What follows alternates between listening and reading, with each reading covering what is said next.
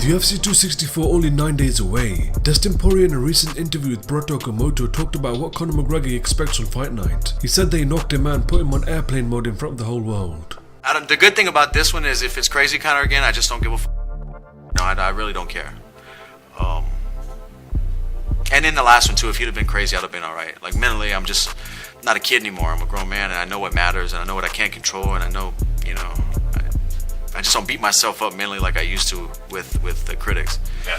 So I don't know. I think it's gonna be crazy Conor again. I'm pretty sure. It's I would say funny, but it's like, dude, how crazy can you be? You got knocked out last time out.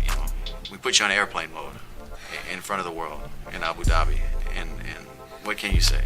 A three-round heavyweight bout between Alexander Gustafsson vs Paul Craig has been targeted for UFC Con on September 4th. Alexander Gustafsson is coming off a submission loss to Fabricio Verdum, and Paul Craig is coming off a submission win over Jamahal Hill. With Lewis Smolka pulling out of UFC 264 due to a staph infection, Sean O'Malley has now got a new opponent. Aaron Helwani posted this on his Instagram with the caption, "Sean O'Malley's new UFC 264 opponent is Chris Mortino, who will be making his UFC debut. He's 9-4. Ricky Simon was considered, I'm told, but he couldn't make 135 on such short notice."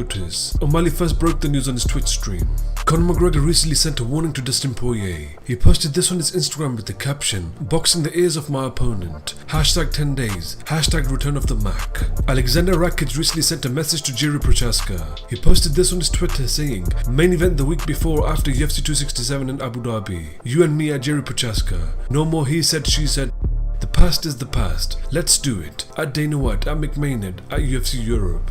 Michael Bisping on the Believe in Me podcast explained what happened on the night he was assaulted. So, being the typical tourist, it's embarrassing, but whatever, you pull your phone out, you're doing a little Instagram story because it's, you don't see that stuff every day. Cool, you're appreciating it. Yeah, I'm appreciating it. I'm also advertising your little band to my millions of followers. That's what you want. You want exposure. Anyway, this little comes up and says, "Yo, don't film."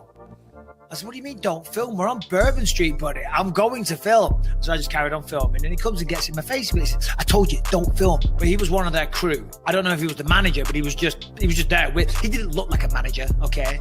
He looked like he just got out of prison. But still, he's like, "You can't film here." And I'm like, "Listen, I'm going to film. Okay, so just deal with it. I'm not going to be bullied by you." With my family, everyone's got cameras out. Anyway, this guy gets in my face. I told you, don't film. And I said, "Suck my." And he goes, bang, right hooks me. The little just there and then, out the blue, boom, right hooks me. Right, hold on, I can still feel it. The little.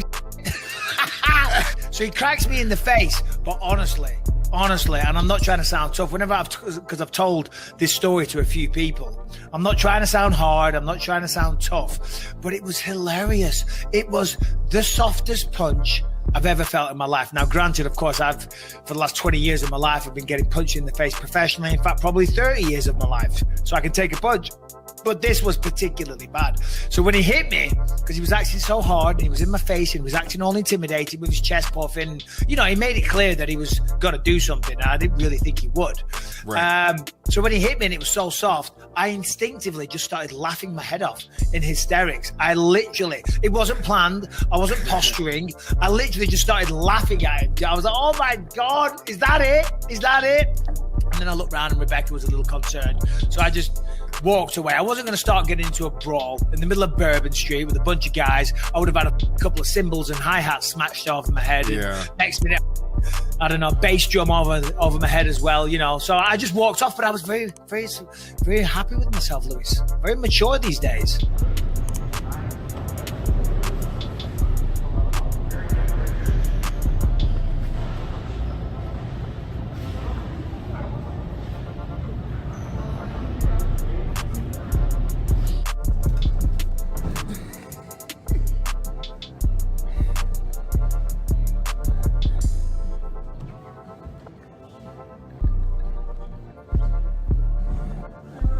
Francis Ngannou's head coach Eric Nicksick on Sirius XM gives his thoughts on the UFC booking an interim heavyweight title fight. Yeah, I mean, I know he's hurt. So I don't know like why they would have done this. I get the fact that essentially they're a promotion and they're trying to book fights. I get all that stuff.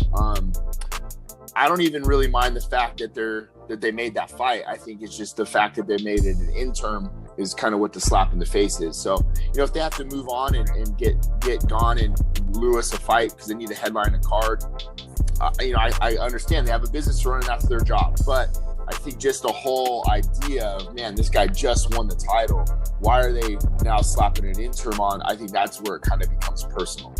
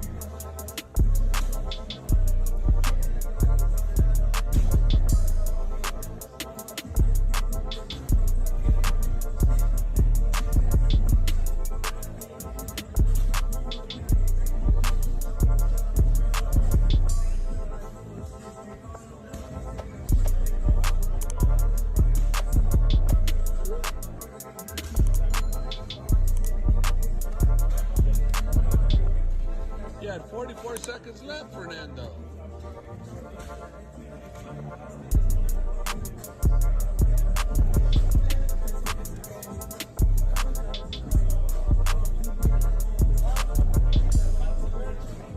You ready? Got Habib Power. King Kong. You like King Kong? He big.